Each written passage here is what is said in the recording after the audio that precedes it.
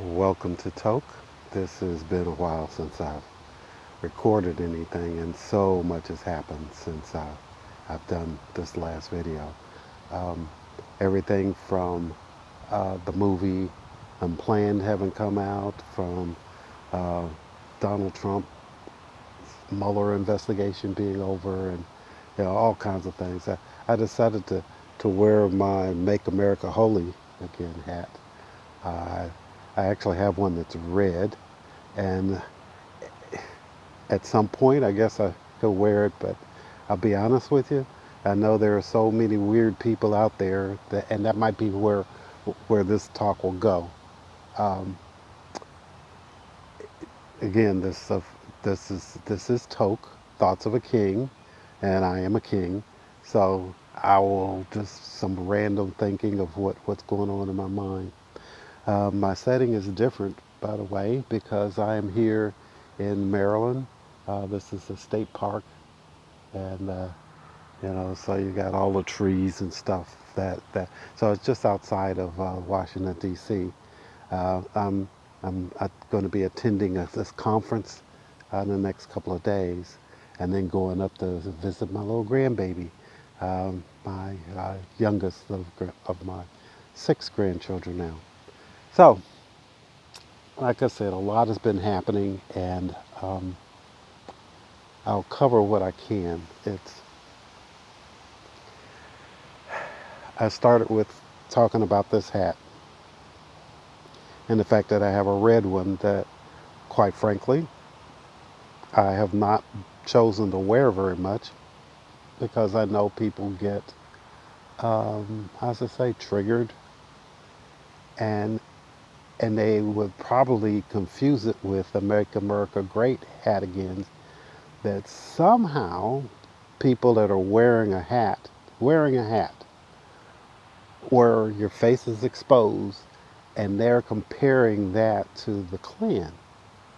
I find that tremendously interesting because you have other people during this same period running around, and like I'm all dressed in black right now, but all that you could see is, because they got face masks on and the helmets normally, and they usually wear, like I said, all black and carry weapons and things of that nature. They call themselves anti-fascist, Antifa. They seem to have grown out of the Occupy Wall Street movement. Quite frankly, if you really look at what's going on, and you follow the people that have founded this organization, they're basically communists in the way they think.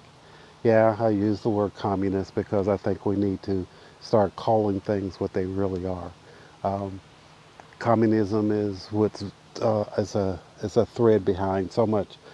I, I'll, I probably shouldn't have jumped right out in there because some of you say, "Oh, he said communist," and turned me off. So don't turn off, not yet. I'll explain, what I mean. But let's go back to where I talked about, the Klan, where they'll say somebody wearing a red Maga hat is more like a Klansman than somebody of Antifa, where they're all covered. I lived in the South during the time of segregation, and I saw Klansmen in their regalia, and the difference between the Klansmen and the Antifa folks is the Klansmen wore white sheets as opposed to black helmets, and but both of them covered their identity, which I'm like, okay, so why would you compare people wearing a red hat where they're not covering their identity with Klansmen who do? Other things, but by the Antifa and the Klansmen, generally speaking, the Antifa folks um, are on the left, if you will. They're leftists, and so are the Klansmen. A lot of people want to say the Klansmen were Republicans. There were some Klansmen that were Republicans, but it grew out of the Democratic Party. And the only time that I can think of where the Klan was more of a Republican thing, there was a guy in Indiana. Oh, trying to remember his name, but right now it just came racing through. I mean, he started out in the Democratic Party, but there was a push against, especially Catholics in Indiana, immigrant Catholics. And so this particular guy knew that, that the Republicans were the only party that would tend to win in Indiana at that time. So he changed over and became a Republican. Um, and he did win. I mean, that dude was absolutely stark raving nuts. I mean, he had a train or something. There was a girl that he kidnapped and raped her, and essentially she died. I mean, he would bite her. It's just, I mean, if you read about him, I'll have to put his name in the notes.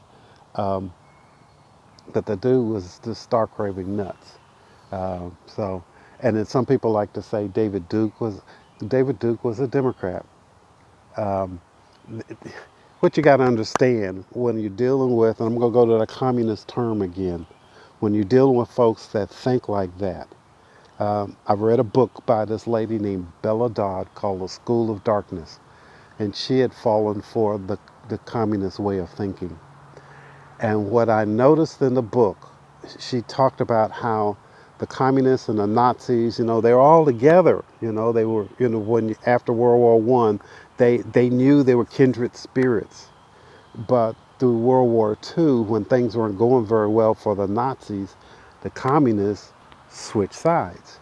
They basically started pointing, and they called them fascists. Oh, these fascists this, fascists that. Sound familiar?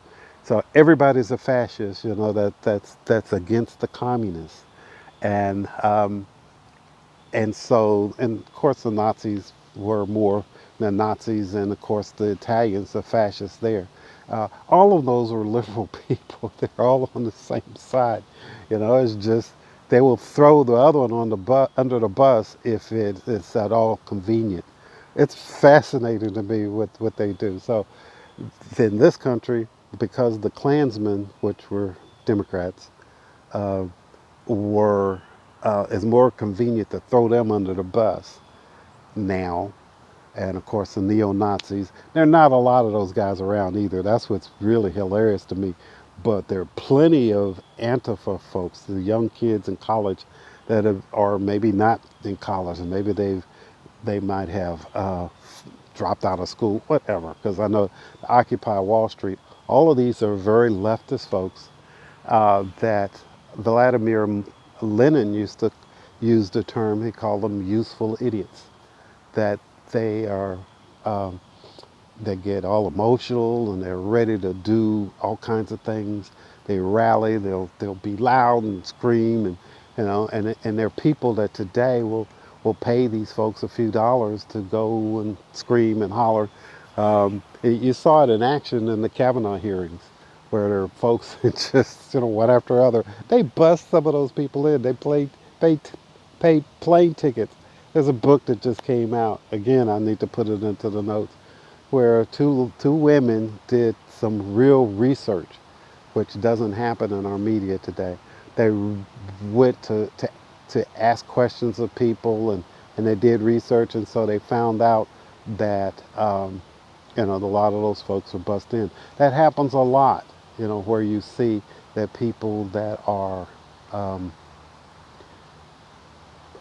really, there that the protesters and things, very often they're bussed in. You know, um, I know this one is kind of a rambling one, but there's so much I really want to say.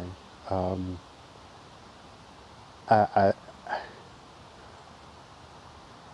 I think that because I don't want to go very long, that I'll go ahead and stop and just do another one, right on top of this. So this is Joe, and I'm a king, and this is Thoughts of a King. Choke.